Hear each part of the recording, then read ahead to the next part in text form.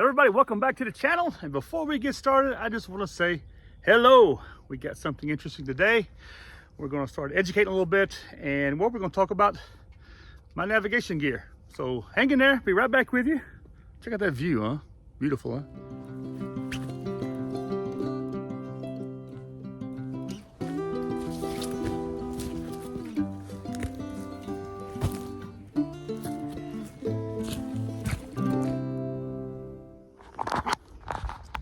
Hey, welcome back to the channel. Hey, great view, huh? What you see here, right over there, that is the Payerne military airfield with the Swiss Air Force, and they have the F-18s there, and they fly constantly, so we may hear them either taking off or landing, depends.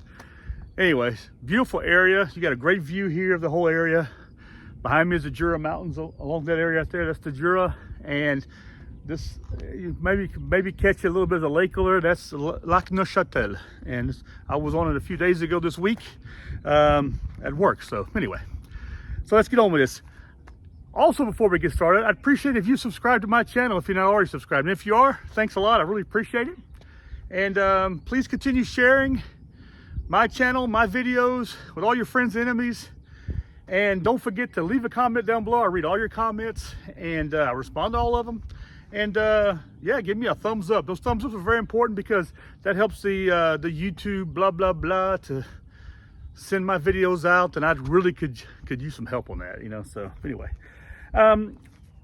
we're getting close to, well, it's now the season, starting to get out there hiking and camping and stuff like that, if you haven't already been doing it in the wintertime like a lot of us have been. But the weather's getting better, so one of the things that I try to push and teach and guide people with, and that is make sure that you're not just depending on your GPS on your phone or your high-speed GPS watches, which are all great and everything, but the problem is that batteries go dead, things happen, they get wet. All these things can happen to cause you to have to, well, depend on your experience and your knowledge with navigation. And before you get out there and start learning about GPSs and all this other stuff, you need to learn how to read a map, okay, and how to use a compass, all right, which I happen to have one in here. We're going to talk about that gear real quick, okay, and tell you what I carry with me and why I carry it with me, okay? So first, this is my basic, this right here is my basic stuff right here. You notice I even have a flashlight with me, because if you're at night, you're gonna need that flashlight to read. If you're out moving around at night, you're in an emergency situation.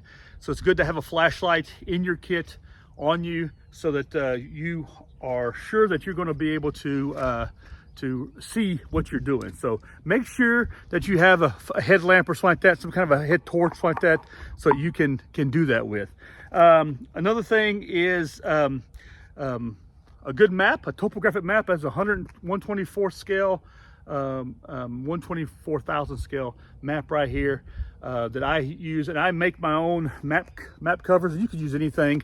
This is something to protect. It's a map protector I have. It's actually open-ended, so it's not completely waterproof, but it allows me to be able to fold my map in the area that I plan on using it in, and so that I can quickly pull it out of a pocket, off my pocket, or whatever I'm carrying it on, and I can observe it, use it, and if there's some kind of rain coming down, it's going to protect the map. Quite often, a lot of maps they have some waterproof covering on them. I've seen those in the UK for hiking maps, kind of stuff. Something else I do is I actually note on my map the declination.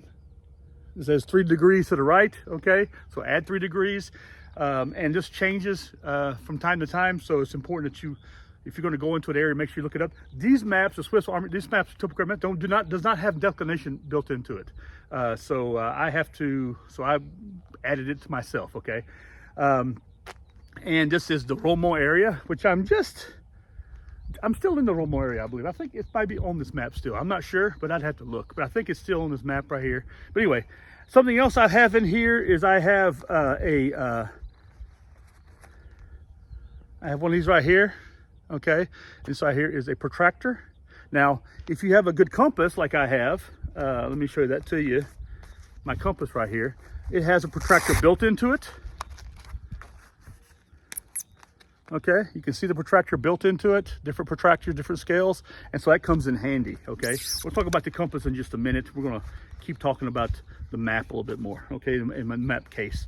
So so I keep a protractor inside this little case right here, and I also have a little signal panel I can use if I need to, you know, show my position. So here's a VF17 panel. It's been cut up, and I folded it up. I have it here. I can use to signal my position if I'm a little bit lost, and I actually have a sheet of paper in there. But I have a Sharpie, okay, inside here. I can write on the outside the Sharpie. I wouldn't write on the map, but I'll show you what else I have that I use that I think is a little bit better, and that is I always carry with me a notebook, just kind of like that, and I have it in here, and I can write on the back of this thing right here with a pencil, which I have a small pencil that I've swiped from IKEA in there. These come in handy, and I can have a Write in the Rain notebook inside of it, and this I can easily get into a chest pocket or whatever, and I can write down, for example, waypoints, this kind of stuff already on here with grid reference or any other information, and I can erase it off easily just by wiping it off afterwards. But this is something I always carry with me, is a notebook, just kind of like that, with pencil and paper, this kind of stuff, so I can do it. Here I happen to have a compass, my typical compass right here. It's actually inside of a pouch I built just to try it out, okay? And I can put this on my belt if I wanted to, or put it on the chest strap or on the side strap of my backpack, so I can do that. And let's talk about the compass real quick, okay? This right here is a very typical, it's a Recta compass right here, Recta company, and you notice right off the bat you see pace beads or pace counter beads. Well, these happen to be skull ones right here, which I make and sell. You can always check them out. But and if you know anything about pace beads, you use these right here when you're doing your pace count. For every 100 meters, you drop one bead right here, and if you get to 900, then the next one's going to be 1,000. That's the top. You have 4,000 beads up here, 4 beads up here for 4 kilometers, and then you have, so you can do 4.9 kilometers on this, okay? And what I like about this compass, has a mirror, okay, and there's a glow-in-the-dark dial on it. The bezel is, and it's all in, has a little small loop on it, or what we call also magnifying glass, and it has all of the scales on it right here. So everything is built into this compass right here, which helps me out, makes it much easier, because I want to compact my gear to where it all fits into here. And this right here is a little water resistant case that I made up, and inside of it you'll see all the same kind of items from my VF17 panel, and you'll see in here my map pouch, okay, with my map in it, with my protractors kind of stuff all inside of it. And then also in here I have this is a ESEE sheet, has some little notebook with it right here. You can write all stuff on it, and it has all these little transparent cards, this kind of stuff, and it's all about land navigation. It's actually a pretty good little thing. I actually like this here. I definitely recommend it. I have a pencil in here, a longer one, because it fits in the bottom, and I have a permanent marker. The one I don't have, well, the problem with permanent markers is that I prefer not to use them if I don't have to, but if in an emergency I will use it. And also in here I can slip in my compass if I need to.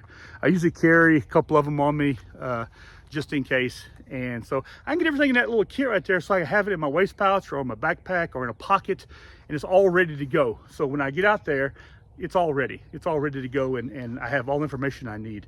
There's not a whole lot more I carry. I don't carry anything more than that. A very simple map and compass. When I teach my classes, I teach the basic stuff, and that's it. That's what you get, and that's what I propose to people. Say, listen, you know, this is all you need. I mean, the basic different stuff you need is a pencil, paper, map, and compass. Those things right there are already something. A protractor definitely helps out a whole lot. But on the bottom of a map, you have sort of a built-in protractor. You can take a piece of paper and you can mark out the lines so that you can measure with the piece of paper on the edges of the paper. There's a lot of basic stuff you can do. A lot of little tricks of the trade that we use, this kind of stuff. But yeah, so that's it. It's a very simple kit. I suggest get yourself a mapping compass. Get yourself a good compass. You know, don't just get yourself just any kind of little kind of compass, and use it. When you're out and about, when you're hiking this kind of stuff, have it available, have it ready so that you can easily pull it out and that you can easily use it. And that's the goal of it, to use it. You know, there's an expression that I've always used when I teach my classes. If you don't want to get lost, stay found. So always know where you're at on the map and constantly update yourself as you move along, and that way you're always found. And there you go. And then there's always the other stuff, part of map reading, which is, you know, other techniques to determining where you're at, this kind of stuff. We can talk about that later on in later videos. But anyway, that's it. Basic mapping compass kit that I put together myself. This is 40 years of experience.